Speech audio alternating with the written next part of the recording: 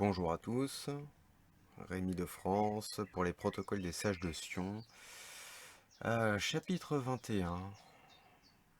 Bon, on va en terminer avec l'histoire rocambolesque du fric et de la dette. Et après ce chapitre 21, on attaquera donc la partie finale, qui est la compréhension totale de ce qui nous est réservé pour la suite des événements qui se produiront dans les semaines ou mois à venir.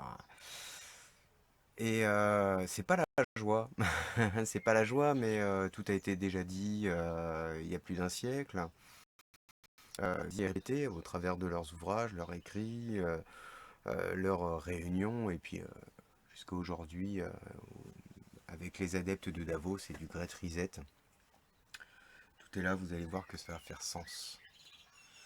Allez, c'est parti, chapitre 21. Les emprunts intérieurs, le passif des impôts, les conversions, les caisses d'épargne et la rente, suppression de la bourse des fonds publics, taxation des valeurs industrielles. J'ajouterai à ce que je vous ai dit dans la réunion précédente une explication détaillée des emprunts intérieurs. Sur les emprunts extérieurs, je ne dirai plus rien parce qu'ils remplissent nos coffres-forts avec l'argent national des chrétiens. Mais pour notre État, il n'y aura plus d'étrangers, c'est-à-dire qu'il n'y aura rien d'extérieur. Nous avons profité de la corruption des administrateurs et de la négligence des gouvernants pour recevoir des sommes doubles, triples et encore plus fortes, en prêtant au gouvernement des chrétiens de l'argent qui n'était pas du tout nécessaire aux États. Qui est-ce qui pourrait faire la même chose par rapport à nous? Petite parenthèse. Macron. Oui, Macron. Mais Macron est l'envoyé des Rothschild, donc voilà, hein, ça fait sens tout ça, on n'a pas de problème. Et puis la suite est détaillée. Fin de la parenthèse. C'est pourquoi je n'exposerai en détail que les emprunts intérieurs. Quand ils lancent un emprunt, ils n'ont pas d'instruction pour l'achat de leurs obligations. Ainsi que celles-ci soient accessibles à tous, ils créent des coupures, depuis 100 jusqu'à 1000, en même temps. On fait une réduction aux premiers souscripteurs. Le lendemain, il y a une hausse de prix artificielle, soi-disant parce que tout le monde se jette dessus. Quelques jours plus tard, les caisses du trésor sont, dit-on, combles et on ne sait plus où mettre l'argent. Pourquoi le prendre alors? La souscription passe plusieurs fois l'émission de l'emprunt. Telle est la confiance que l'on a pour les lettres de change du gouvernement. Mais quand la comédie est jouée, on est en présence d'un passif qui vient se former, et d'un passif fort lourd.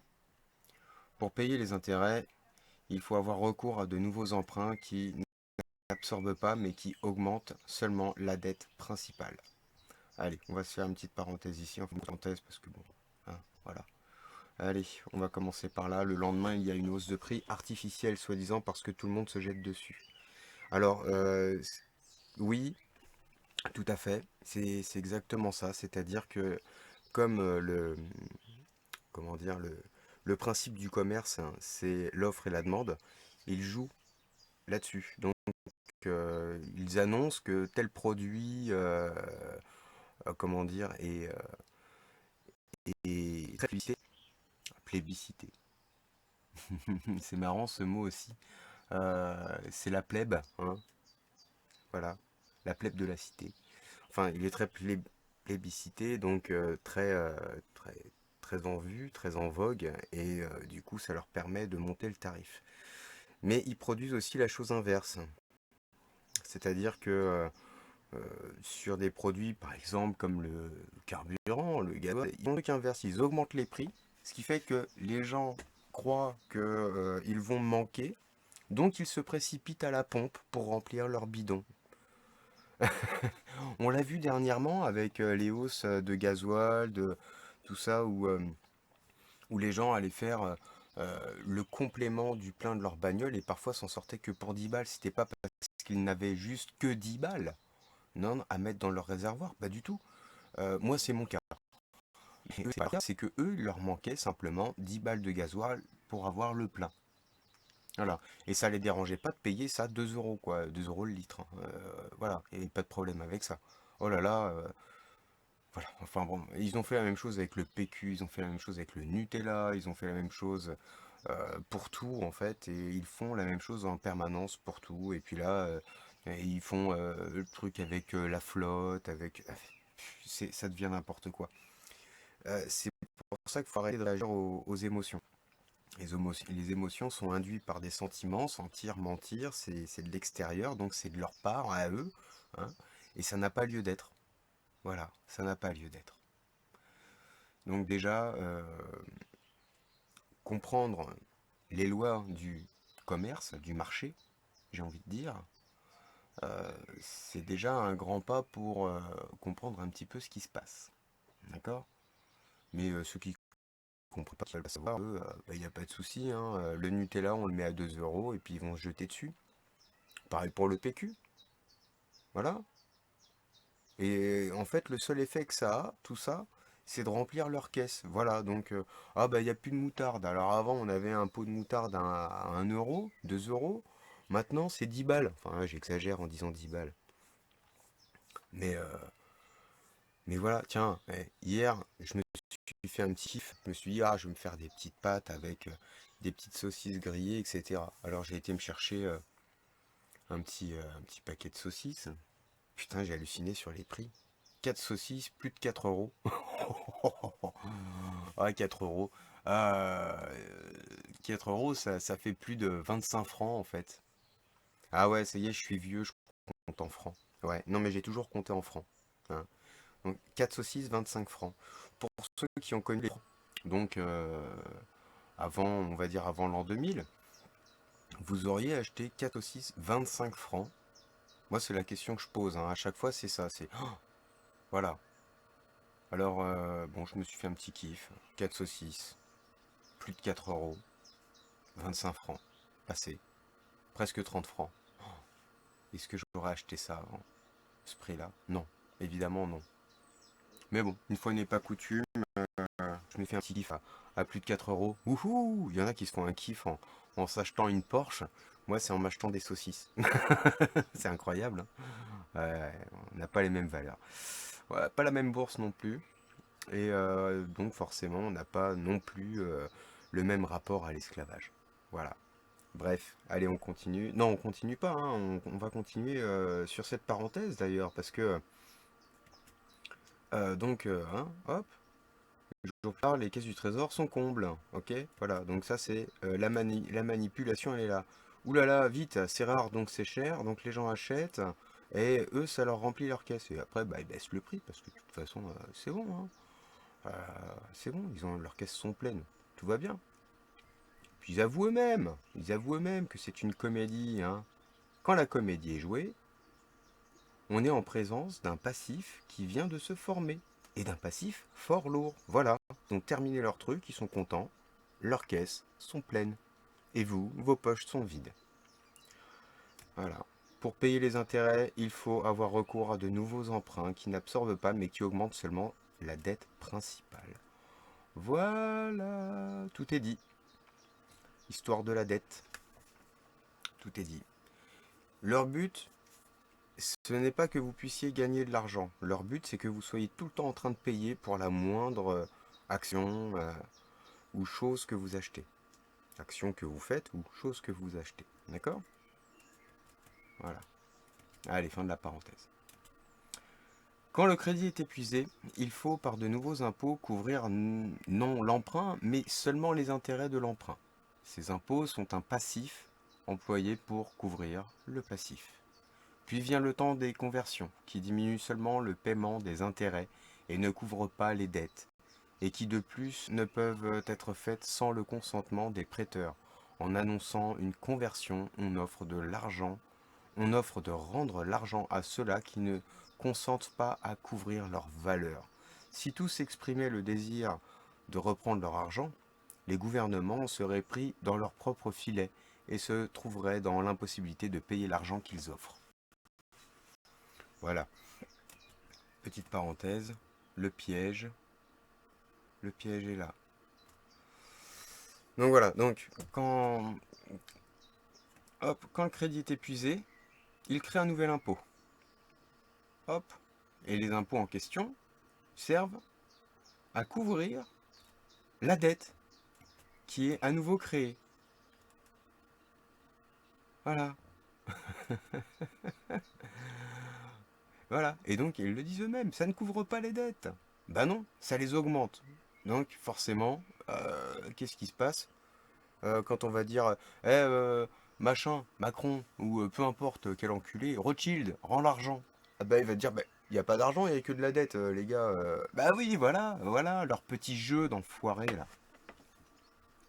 Aïe, aïe, aïe, on y est. Si tous exprimaient le désir de reprendre leur argent, les gouvernements seraient pris dans leur propre filet et se trouveraient dans l'impossibilité de payer l'argent qu'ils offrent. Voilà, vous n'aurez rien et vous serez heureux. Ça, c'est pas moi qui le dis, hein. Allez, on continue. Heureusement, les sujets des gouvernements chrétiens, peu versés dans les affaires des finances, ont toujours préféré des pertes sur le cours et une baisse des intérêts au risque de nouveaux placements d'argent, par quoi ils ont donné plus d'une fois la possibilité au gouvernement de se défaire d'un passif de plusieurs millions. Maintenant, avec les dettes extérieures, les chrétiens ne pensent à rien faire de semblable, sachant que nous réclamerons tout notre argent. Petite parenthèse, nous réclamerons tout notre argent. Bah oui, il y a des contrats, des accords, des traités. Macron, 400 millions ou 4 milliards, je sais plus pour l'Ukraine, etc. Sort d'où l'argent? De vos poches? En partie, oui. De vos poches, évidemment. C'est pour ça que vous trimez, c'est pour ça que les prix flambent, c'est pour ça qu'ils vous inventent tout. Comme quoi la Terre, le globe, il serait soi-disant un peu plus penché parce qu'il y en a qui pompent de l'eau. Non mais, qu'est-ce qu'il faut pas entendre comme connerie? Comme quoi les forêts, elles ne pompent plus le carbone? Depuis la nuit des temps, les forêts pompent le carbone pour délivrer de l'oxygène. Pourquoi aujourd'hui ça aurait changé? Bref, ils réclameront tout leur argent et n'importe quel prétexte pour eux sera bon pour vous prendre du pognon. Tant qu'il y aura du pognon, tant que vous consentirez à cette histoire de dette, à cette histoire de fric, à cette histoire de marchands du temple, tant que vous n'avez pas chassé les marchands du temple, ça continuera.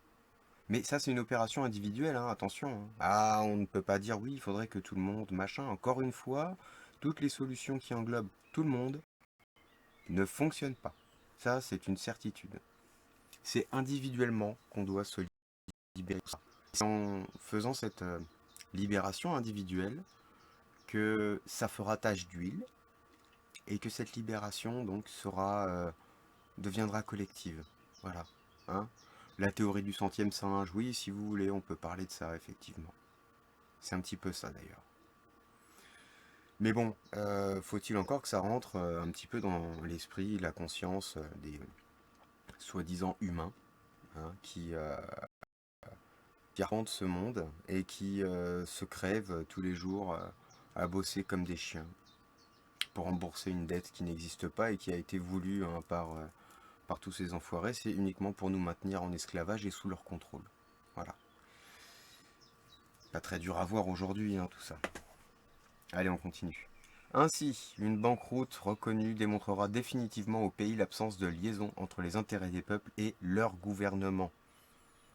J'attire toute votre attention sur ce fait et sur le suivant. Aujourd'hui, tous les emprunts intérieurs sont consolidés par des dettes que l'on désigne sous le nom de flottantes, c'est-à-dire par des dettes dont les échéances sont plus ou moins rapprochées. Ces dettes se composent de l'argent mis dans les caisses d'épargne et dans les caisses de réserve. Comme ces fonds restent longtemps aux mains du gouvernement, ils s'évaporent pour payer les intérêts des emprunts extérieurs et à leur place, on met une somme équivalente du dépôt de rente. Ce sont ces derniers qui bouchent tous les trous dans les caisses de l'État chez les chrétiens. Quand nous monterons sur le trône du monde, tous ces tours de finance seront abolis sans laisser de traces parce qu'ils ne répondent pas à nos intérêts. Nous supprimerons également toutes les bourses de fonds publics, car nous n'admettrons pas que le prestige de notre pouvoir soit ébranlé par la variation de prix de nos valeurs. Hop. Donc, petite parenthèse encore, quand nous monterons sur le trône du monde, alors, qu'est-ce qu'il faut comprendre? Quand ils auront les pleins pouvoirs absolus, ok? Donc ça c'est dans pas longtemps, hein. Leur échéance c'est 2030, dans leur calendrier de merde, dans leur agenda, comme ils disent, ok? Euh, donc ils vont faire quoi? Bah, et voilà, ils le disent, et ils l'ont dit en 1900 et quelques. Hop, ils vont faire quoi? Nous supprimerons également toutes les bourses de fonds publics. Comment vont-ils faire pour faire ça? Ils vont une fois de plus changer la monnaie, mais ça ne sera plus la monnaie telle qu'on la connaît, ça sera un autre système. Argent fondant, vous en avez entendu parler. Voilà, crédit social, etc. Voilà. Allez, on continue. Ta ta ta ta ta. Bah oui, hein.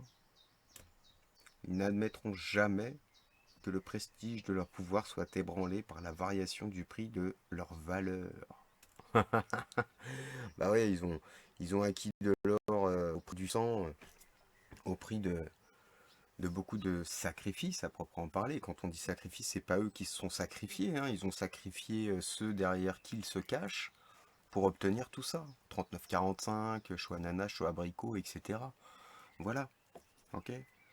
Donc, faut comprendre que ce qu'ils ont, ils ne le rendront jamais. Ils ne, ils- comment dire, euh, pour eux, ils l'ont pas volé, ils l'ont gagné. On l'a compris, on l'a vu. Par toutes les lois, c'est démontré, etc.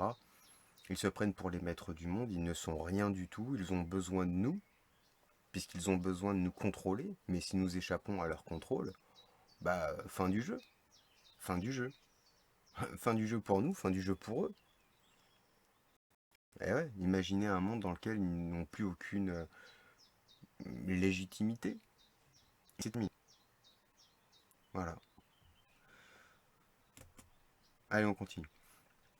Elles seront déclarées par la loi au prix de leur valeur complète sans fluctuation possible. La hausse donne lieu à la baisse. C'est ainsi qu'au début de notre campagne, nous avons joué avec les valeurs des chrétiens. Nous remplacerons les bourses par de grands établissements de crédit spécial, dont la destination sera de taxer les valeurs industrielles suivant les vues du gouvernement. Alors, petite parenthèse. C'est parti, nous remplacerons les bourses par de grands établissements de crédit spécial. BlackRock, JP Morgan, DNB, Dun et Bradstreet. Ok. Donc tous les établissements étrangers, etc., toutes les corporations fictives, illégales, illégitimes, illicites et frauduleuses euh, qui ont pris juridiction sur les gouvernements, sur les ministères, sur les villes, sur les personnes aussi, évidemment, à partir de 1933. Hein, voilà. Donc, ils l'ont fait, ils l'ont fait, et depuis qu'ils l'ont fait, c'est la merde. Voilà. Ces établissements seront en état de jeter sur le marché pour 500 millions de valeurs industrielles en un jour. De cette manière, toutes les entreprises industrielles dépendront de nous. Vous pouvez imaginer quelle puissance nous acquérons par là. Voilà. Toutes les entreprises industrielles dépendront de nous. Bah oui, c'est leur objectif. C'est leur objectif. Hein. D'ailleurs, cherchez la devise des Rothschild. Tiens, ouais, vas-y, on va la chercher. Hop, on va chercher la devise des Rothschild. Devise des... comment c'est écrit cette merde déjà? Shield. La devise des Rothschild. Ah, ouais, la famille, on s'en fout. Qui sommes-nous, Rothschild Co, on s'en branle. Euh, Ah, peut-être en image, ça sera peut-être plus simple, hein, d'ailleurs. J'aime bien passer par les images parce que alors, là, sur leur... Oh, putain, il y a beaucoup de merde même en image, c'est affreux. Hein. Tiens, d'ailleurs...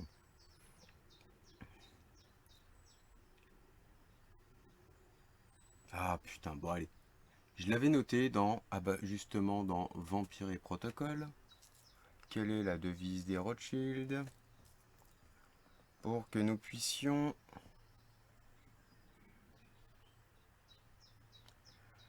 en débattre. Et justement, les protocoles des sages de Sion font très très bien le boulot. Hein. Alors, la devise des Rothschild. Je sais que c'est par là. C'est dans l'histoire, la fraude de l'histoire. Oui, la fraude de l'histoire. L'histoire est une fraude, la science est une fraude, l'économie est une fraude. Tout, tout ce monde est faux. Concordia Integritas Industria. Unité, intégrité, industrie. Donc, qu'est-ce qu'ils veulent récupérer? Le contrôle de l'industrie? Ouais. Intégrité? Ouais, ça, c'est ce qu'ils combattent. Hein. D'accord? Et l'unité? Bah, l'unité, en fait, c'est l'unité, c'est leur fraternité. Hein. Ok? Donc là, on voit très très bien le sceau des Rothschild qui, euh, comment dire, qui ressemble très très fortement au sceau de la couronne d'Angleterre, Dieu est mon droit, etc. Hein, toujours avec le lion sur la gauche, le, la licorne sur la droite, avec le blason au milieu, etc. La couronne qui va bien. D'ailleurs, vous remarquerez que le lion, sur cette image, le lion n'a plus sa couronne. La couronne est remise sur ce blason, ok, qui représente le blason donc de la famille des Rothschild. Rothschild, bouclier rouge. Là, on l'a ici, ce bouclier rouge, d'accord. C'est ce que ça veut dire. Donc, voilà, voilà où on en est, très très simplement. Unité, intégrité, industrie.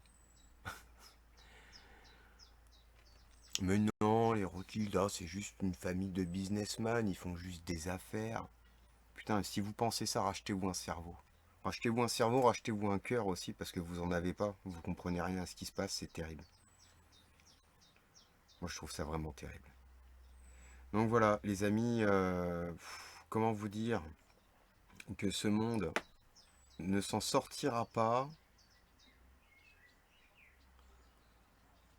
hop, ne s'en sortira absolument pas en consentant et en continuant dans ce narratif. Ce n'est pas possible. Et ce n'est pas en étant dans l'espoir que les choses changent que ça va changer. Voilà. Ceux qui vous disent restez installés, bouffez vos pop-corn et admirez le spectacle, soyez sûr qu'ils font partie du spectacle et ils vous font participer à ce spectacle. Parce que oui, il ne faut pas participer au système, il faut apprendre à le regarder comme ceci, etc. De façon à pouvoir comprendre comment on s'en sort. Mais si vous êtes en train de manger des pop-corn installés dans votre canapé, vous êtes dans l'attente, vous êtes dans l'espoir. Et si vous êtes dans l'espoir, bah, sachez que eux, ils avancent. Et ils avancent vite. Hein. Voilà. Donc, je sais pas, à chacun de comprendre ce qui se passe et de réagir en fonction de ses capacités, j'ai envie de dire, cognitives déjà pour commencer, parce que bah oui, il faut avoir un cerveau pour comprendre de quelle ère nous sommes. Et puis, bah, les capacités aussi matérielles. Hein. Parce qu'aujourd'hui, le peu qu'on a, bah, ils l'ont en fait. Mais il n'y a qu'une chose à comprendre pour pouvoir se débarrasser de tout ça. Bon, et ça fera l'occasion d'en discuter sur un prochain podcast. Allez, sur ce, j'espère que votre écoute aura été agréable, si on peut dire. Je ne pense pas qu'écouter mes podcasts soit vraiment agréable. C'est une torture parce qu'on est face à la vérité. Et la vérité, elle est ce qu'elle est. Voilà. Donc ne croyez plus jamais, sans avoir vérifié par vous-même, ce qui sort de la doxa, de leur soi-disant science, de leur soi-disant médecine. Il n'y a pas de virus. Il n'y a pas de virus. Il y a une histoire de microzima, oui, mais il n'y a pas de virus. Il n'y a pas de... La science dont il parle, enfin dont il parle, qu'ils vous ont et qu'ils nous ont enseigné à l'école est une fausse science. C'est limité, c'est limitant. Voilà. Et c'est fait exprès. C'est eux qui dispensent tout ça, hein. C'est pour le contrôle du monde, on n'oublie pas. Voilà. Allez, sur ce les amis, à très vite pour le chapitre 22.